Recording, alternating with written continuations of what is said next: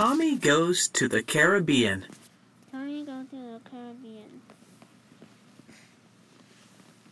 Tommy and his friends were on a beach Tommy and his friends were on a beach on the island of Mumbles in the Caribbean Sea. Their little robot friend, RK5, had transported them there.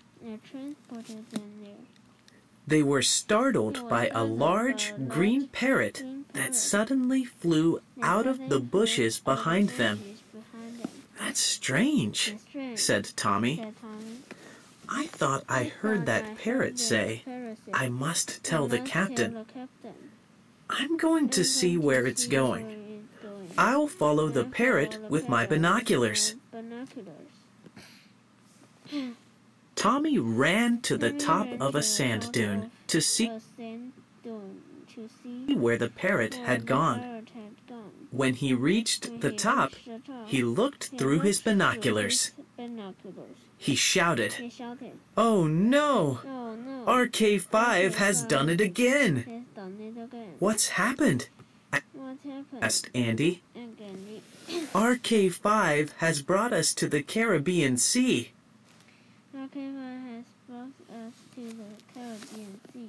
"But he has also taken us back in time."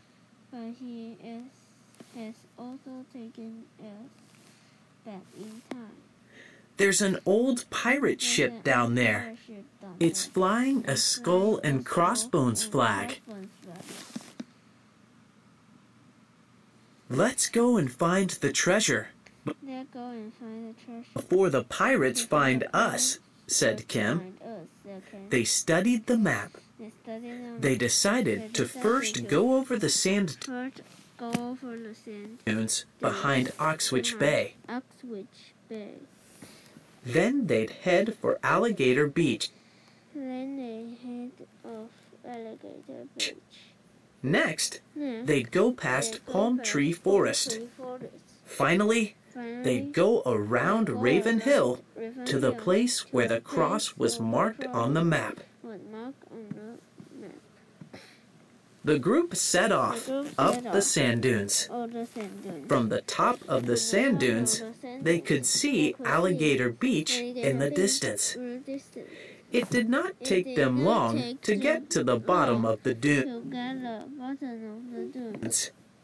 They slid and tumbled down the soft sand. They were happily walking along the edge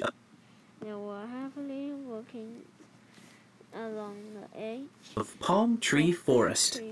Suddenly, the green parrot flew from the trees. It was screeching, "Rascals!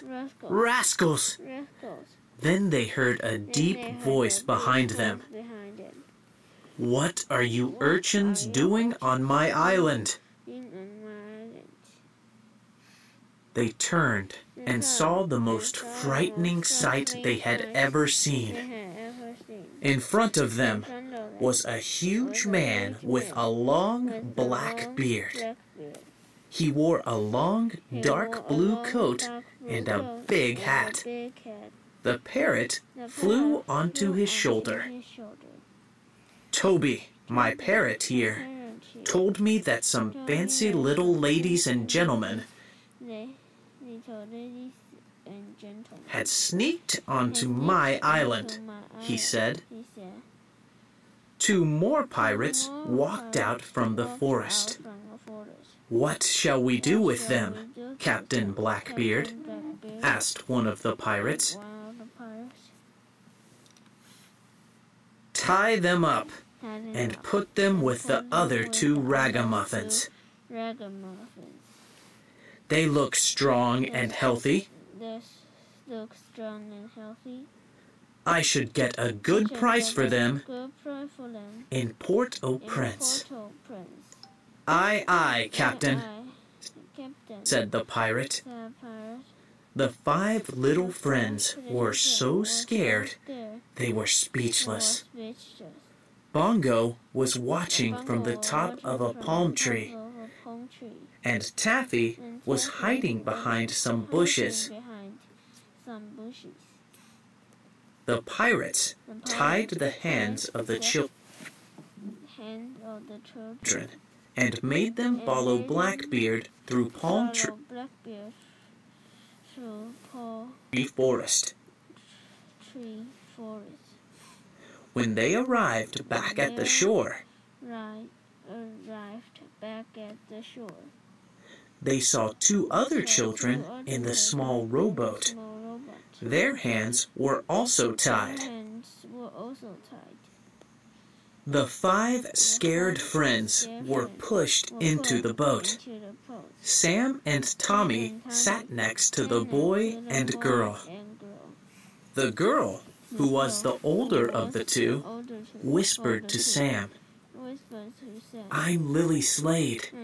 This is my brother Jack. My father and older brother are camped at Smuggler's Cove." "Quiet, you," yelled Blackbeard, "or I'll feed you to the sharks." The rowboat reached Blackbeard's ship, and they were soon on its deck. It was then that Blackbeard saw Sam's medallion shining in the sun. "Where did you get this?" roared the pirate captain. From, stammered Sam. She was trying to say, "From Mrs. Thatch," but Blackbeard thought she said, "From Mom." "Ah, so we are family, little lady. My name is Edward Thatch. All Thatch children are given these medallions when they reach their first birthday," said Blackbeard. "I can't sell my own kin. Take her back to the beach, Perkins, and let her go." Nobody noticed Lucy slipped the map into Sam's hand as she passed by. Perkins then rowed ashore with Sam. A short, fat pirate made the other children follow him down some stairs. He then pushed them into a small, dark cabin and locked the door. Perkins left Sam at Morgan's Landing and rowed back to the ship. Sam knew she had to find Smuggler's Cove. Mr. Slade, Lily's dad, was camped there. She looked at the map, but Smuggler's Cove was not marked. "It must be on the missing half," she thought. "So I have to walk east." Just then, she heard a noise behind her. Fearing the worst, she turned around. She saw Bongo and Taffy running towards her.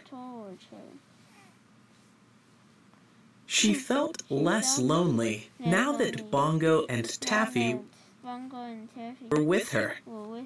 They set off walking east. After they had been walking for an hour, Sam saw some smoke rising in the distance. "That could be coming from Mr. Slade's camp," said Sam. "But it could also be a pirate camp. I had better be very careful." Within 30 minutes, she arrived at the camp. She peered through some bushes.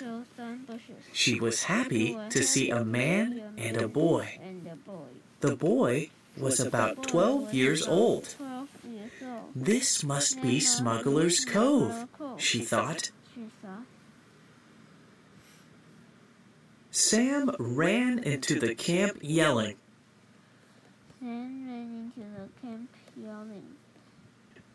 "Help! Lily and Jack and all my friends have been captured by Blackbeard the pirate. Mr. Slade and his son Billy were surprised to see this strangely dressed little girl run into their camp. They were very worried about Lily and Jack, so they listened to Sam's story. Mr. Slade explained to Sam that he had found the other half of the map. Lily and Jack had gone out early that morning with the map to look for the treasure. The treasure belonged to the Slade family. Blackbeard had stolen it from them the year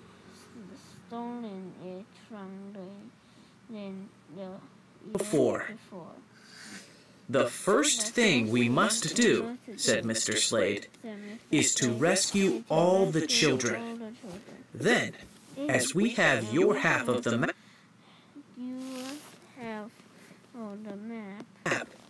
we can recover the treasure. I have a plan. We'll need to wait until it gets dark, so try to get some sleep. To be continued.